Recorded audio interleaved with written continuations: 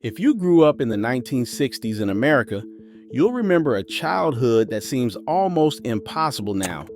You'll remember playing outside until the streetlights came on, the taste of pixie sticks dissolving on your tongue, the smell of your mom's white shoulders perfume, and the sound of Schwinn Stingray bikes rattling down the sidewalk. This wasn't just a different time, it was a different world. And if you lived it, these memories will hit you right in the heart. Prepare yourself, because we're going back. Summer evenings in the 1960s meant one thing: freedom. Your mom would push open the screen door after supper, and out you went, not returning until the streetlights flickered on or you heard your name being hollered from the front porch. Nobody knew where you were, and nobody worried. You roamed the neighborhood in packs, creating adventures from nothing. And it was glorious. The streets were your kingdom. Kick the can meant hours of hiding, sprinting, and desperate attempts to free your captured friends. Red Rover in the vacant lot left everyone with scraped knees and grass stains. You built forts in overgrown fields and construction sites that probably should have been off limits. Ding Dong Ditch was the ultimate thrill. Pressing doorbells, then sprinting away, hearts pounding, hiding behind bushes while irritated neighbors shouted into the darkness. Every block had its gang of kids, and you knew every child within a mile radius. Bikes were freedom machines, Schwinn Stingrays with their banana seats and high-rise handlebars, huffy muscle bikes, and if you were lucky, a Western Flyer with chrome fenders. You rode for hours, building ramps from plywood and cinder blocks, attempting stunts that should have broken bones. The magic was the complete absence of supervision, the trust that you would survive, and the glorious sense that the world was yours to explore. What time did the streetlights come on in your neighborhood? What was your favorite street game? Saturday morning meant racing downstairs in your pajamas, grabbing a bowl of sugar pops or frosted flakes, and planting yourself inches from the zenith for hours of pure joy. The cartoon lineup was unmissable. The Flintstones at their peak, the Jetsons promising a future of flying cars, Bugs Bunny outsmarting everyone, Rocky and Bullwinkle with jokes that flew over your head. Later came Johnny Quest with its genuine adventure and danger. You were glued to that set from 8 until noon. Nobody interrupted Saturday morning cartoons.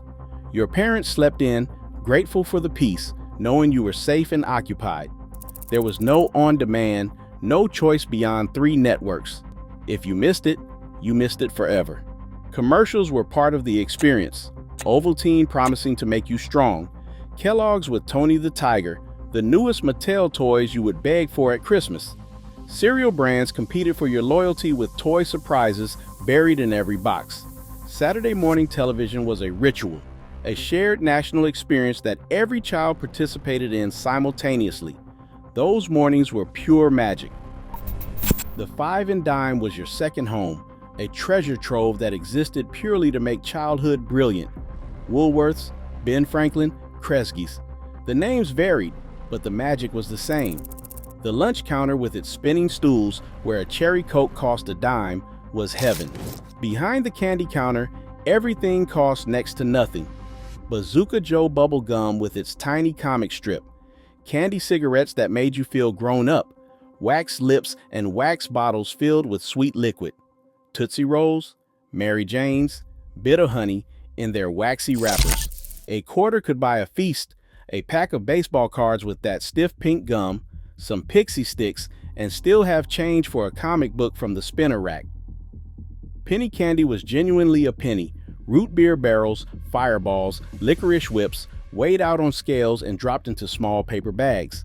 The Five and Dime sold everything: toys, clothes, pet supplies, goldfish swimming in tanks by the back wall. It was community glue, the place where you learned to count money and interact with adults. When the Five and Dimes closed, replaced by shopping malls and discount chains, neighborhoods lost something irreplaceable. The 1960s weren't all sunshine and innocence. The decade carried weight that even children could feel, though we did not always understand it.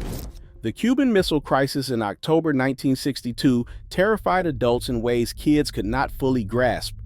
You practiced duck and cover drills at school, hiding under desks as if that would save you from an atomic bomb. Some fathers built fallout shelters in the backyard. The fear was real, even if we turned it into games. Then came November 22nd, 1963. Even young children remember exactly where they were when President Kennedy was shot. School let out early. Your mother was crying when you got home. The television played nothing but news for days. Something innocent died that day, a sense that terrible things could not happen here. The Vietnam War escalated throughout the decade. Older brothers and neighborhood boys got their draft notices. Some came back different. Some did not come back at all. Gold star flags appeared in windows. Walter Cronkite delivered body counts every evening at dinner. The civil rights movement played out on your television, fire hoses, marches, speeches, and violence that challenged everything you thought you knew about your country. Martin Luther King Jr. was assassinated in 1968. Bobby Kennedy was assassinated 2 months later. Cities burned, but American families pulled together, held on to hope, believed tomorrow would be better. That optimism was as real as the fear. Looking back at 1960s, fashion makes you wonder what everyone was thinking. But at the time, you thought you looked amazing. And honestly, some of it was genuinely cool. The early 1960s meant clean cut and conservative. Boys wore crew cuts and penny loafers, button-down shirts and slim chinos. Girls wore poodle skirts giving way to A-line dresses, saddle shoes and cardigans buttoned up the back. Then everything changed. The British invasion brought MOD styles across the Atlantic. Miniskirts scandalized parents and delighted teenage girls. There were go-go boots in white vinyl, Nehru jackets and turtlenecks for boys trying to look sophisticated. By decade's end, the counterculture had arrived. Bell-bottoms widened dramatically. Tie-dye exploded in psychedelic colors. Boys grew their hair long, driving parents and principals absolutely crazy. Headbands, peace signs, love beads, and fringe became political statements as much as fashion. Girls ironed their hair straight or let it go wild and natural. Hot pants appeared, platform shoes added inches. Everything became more colorful, more daring, more defiant. The clothes marked where you stood, straight-laced or groovy, establishment or rebel. Fashion in the 1960s was a battlefield, and your wardrobe picked your side. Sundays in the 1960s followed a pattern as reliable as sunrise. For most families, the day started with church. You wore your Sunday best, clip-on ties for boys, patent leather shoes for girls, and sat through services that felt endless. Sunday school taught Bible stories with flannel boards. The sermon went long, but afterward, there were donuts and socializing, and you had endured another week of salvation. Sunday dinner was sacred. The whole family sat down together at a proper table for pot roast or fried chicken, mashed potatoes, green bean casserole, and rolls from a tube. Your mom had been cooking since before church. Nobody was allowed to be late, and elbows stayed off the table. Dessert was always something homemade. Apple pie, Jell-O mold with fruit cocktail suspended inside, chocolate cake with thick frosting. After dinner, Sunday television had its own rhythm. Mutual of Omaha's Wild Kingdom, The Wonderful World of Disney, The Ed Sullivan Show if it was still on, or Bonanza with the Cartwright family. Sunday evening meant school tomorrow. That sinking feeling in your stomach, bath night, whether you needed it or not, laying out school clothes, checking your book bag. Sunday night smelled of lemon pledge and shoe polish and resigned acceptance that the weekend was over. Sundays were structured, familial, and safe. Homes in the 1960s had a distinctive smell that is impossible to recreate. It was cigarette smoke because people smoked everywhere, in every room, all the time. Lemon pledge, which your mom used religiously every week. And whatever was cooking, usually something involving roast beef or casseroles. Walking into your house after school meant that smell hit you, and it meant safety and home. Cooking smells were different from today. Canned vegetables heated on the stove, casseroles built from Campbell's cream of mushroom soup, TV dinners in their aluminum trays when mom needed a break, Jell-O setting in the refrigerator, Kraft macaroni and cheese from the blue box. Food did not smell fresh or organic or artisanal. It smelled comforting and familiar.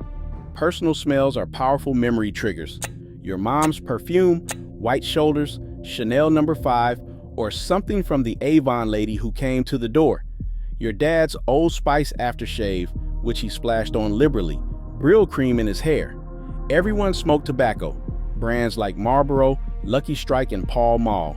A blue haze hung in every living room. Cars had overflowing ashtrays. When you stayed at Grandma's house, her place smelled of mothballs, lavender sachets, and Sunday gravy that simmered all day. These smells are gone now, but if you could bottle them, they would transport you back instantly. 1960s toys were brilliant because they were genuinely dangerous. Safety regulations hadn't been invented yet, and toys were designed to be fun, not lawsuit-proof. Lawn darts, also called jarts, were actual metal spikes you hurled through the air at a target on the ground. What could possibly go wrong? They were eventually banned after sending too many kids to the emergency room, but not before every family had a set. Chemistry sets contained actual dangerous chemicals. You could create experiments that produced genuine flames, noxious fumes, and small explosions. The instructions encouraged it. Easy bake ovens used actual heat from a light bulb, producing temperatures high enough to burn small fingers reaching for half-cooked brownies. BB guns were standard equipment for boys. You would shoot at cans, birds, and occasionally each other. The warning you'll hear, "You'll shoot your eye out," was a genuine warning, not a joke. Erector sets had small metal pieces with sharp edges and tiny screws perfect for swallowing. Lincoln Logs gave splinters. Model kits required actual glue that could make you dizzy. G.I. Joe, introduced in 1964, came with realistic weapons. Toy guns looked real enough to fool anyone. Bicycles had no helmets, no pads, and thin metal frames that bent on impact. You learned to ride through trial and painful error. The danger was part of the appeal. You learned to be careful through direct experience. Scraped knees and minor burns were lessons, not lawsuits. School in the 1960s was a different beast from today's education. Teachers commanded absolute authority, and discipline was swift and physical. The paddle hung in the principal's office for serious offenses, administered to your backside while you bent over the desk. You dared not tell your parents because you would be punished again at home for getting in trouble at school. Lesser punishments were routine and public. Rulers cracked across knuckles for talking in class. Erasers were thrown with surprising accuracy at daydreaming heads. Students stood in the corner facing the wall for entire periods, writing the same sentence on the blackboard 100 times, "I will not chew gum in class." Teachers could grab you by the arm, shake you, or yank you up by your collar, and nobody questioned it. Parents sided with teachers automatically. If you got in trouble at school, you got in trouble at home. School cafeteria food was institutional mystery meat, instant mashed potatoes made from powder, canned vegetables boiled gray, and cartons of lukewarm milk. You ate everything on your tray or sat there until you did. Lunch ladies ruled the cafeteria like drill sergeants, but you learned. You memorized times tables, diagrammed sentences, practiced cursive until your hand ached. You said the Pledge of Allegiance every morning with your hand over your heart. Despite the harshness, or perhaps because of it, most children emerged educated, disciplined, and prepared. What really makes you cry about growing up in the 1960s America isn't any single thing. It's the accumulated feeling of a childhood that's impossible now. The freedom was real. Your mom didn't know where you were for hours, and that was normal. You explored woods, creeks, construction sites, and railroad tracks without a single adult hovering. The trust was absolute. The community was tight because people stayed put, knew their neighbors, and relied on each other. Block parties happened. Neighbors borrowed cups of sugar. Everyone watched out for everyone's kids.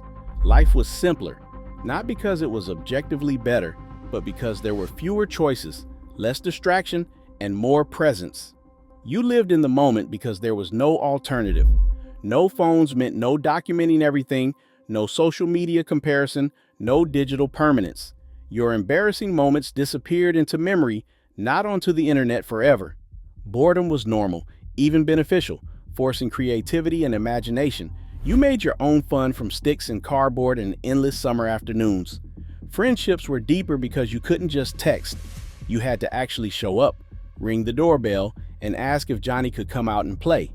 The 1960s weren't perfect. The decade was marked by assassination, war, racial injustice, and inequalities we now recognize as wrong. But for children, there was a magic that has vanished. The magic of unsupervised adventure, of a country that trusted its children to roam and learn from their own mistakes. That trust is gone now, replaced by playdates and constant monitoring. We gained safety and lost wildness. Looking back makes you cry, not because the 1960s were objectively better, but because they were yours, and that time is gone forever. If you grew up in 1960s America, these memories are yours forever. The Schwinn Stingrays, the 5 and dime penny candy, playing outside until dark, Saturday morning cartoons, and that distinctive smell of home. We were lucky to experience a childhood full of freedom, adventure, and the belief that the future would be bright. Give this video a thumbs up if it brought back memories. Share it with someone who remembers these times. Subscribe for more nostalgic journeys through American life. Drop a comment telling us what you remember most about growing up in the 1960s. Until next time, hold those memories close.